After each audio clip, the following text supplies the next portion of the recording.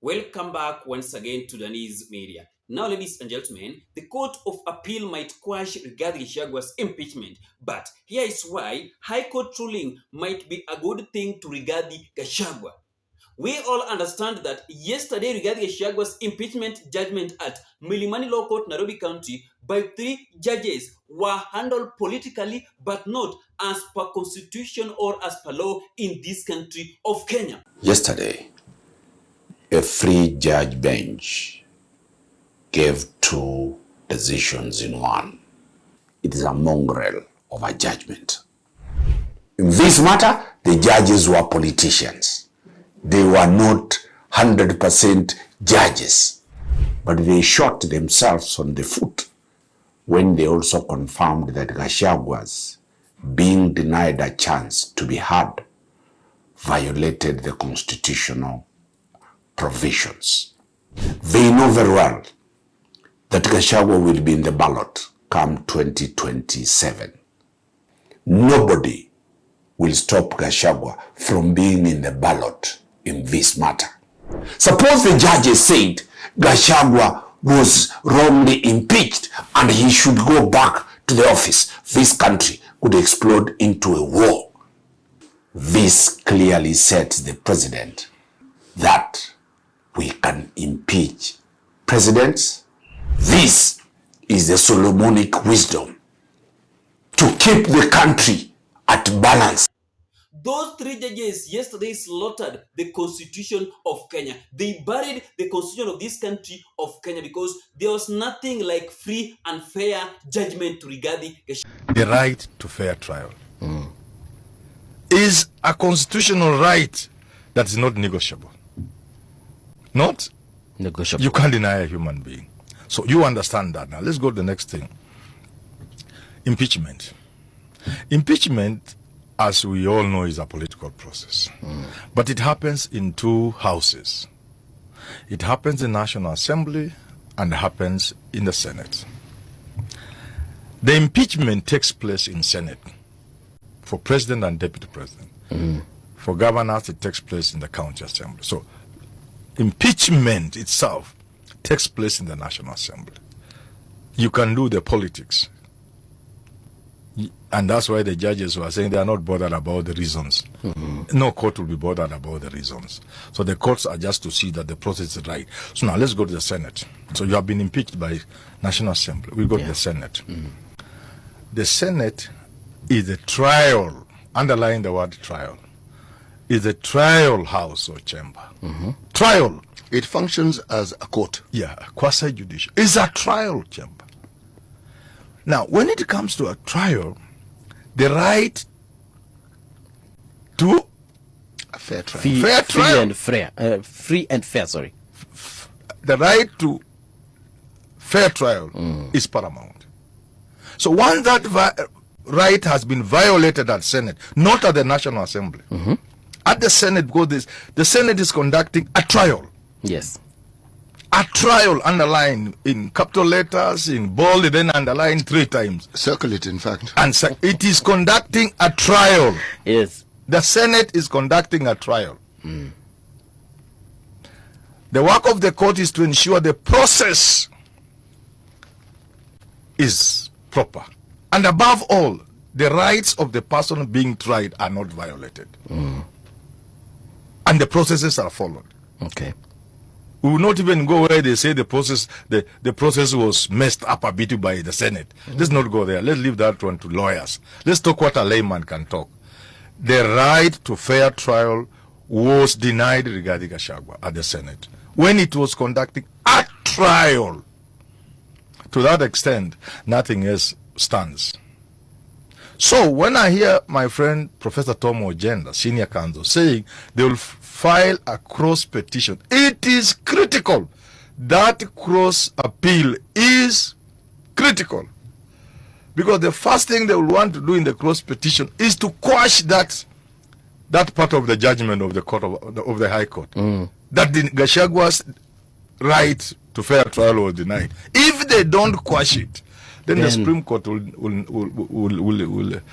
quash the impeachment. On that basis alone, because Senate is conducting a trial, and then you deny the main person the right, and you say so at the High Court, the High Court says as much, then there will be nothing that will stand after that. And that's why these respondents, Professor Tom Ojenda and their people, they will move quickly with a cross petition to strike out that bit of Gachagua being denied. It's still arguable. Yeah. You can argue. They can argue. They can argue. Where? But the way the High Court put it, Yes. that the 10-day period was self-imposed. In any case, the Speaker told them, why don't we adjourn up to Saturday to give this guy time to get out of, to leave court and come, and they refused. And they all said, they all spoke to his illness, sympathizing and saying quick recovery and things like that. So it is very tricky even for the cross appeal to succeed. And that might hold. And once it holds, the whole impeachment process collapses. It might end up being the key. Yes. That it unlocks, collapses. yes. Yeah. It will collapse. That's why I'm saying this judgment is good. It makes the work of the Court of Appeal very simple. Extremely simple. Yeah. And clear and straightforward. Gachagua, those judges were not neutral. They were paid by the president to control the judgment of Rigathi Gachagua. Because why upholding the impeachment of Rigathi Gachagua after telling Kenyans that the Senate violated Rigathi Gachagua's right? A section of Embu town border operators today held protests over former Deputy President Rigathi Gachagua's impeachment ruling by the three-judge bench at the High Court. Led by local politician James Ireri, the protesters termed the ruling as a miscarriage of justice, saying due process was not followed.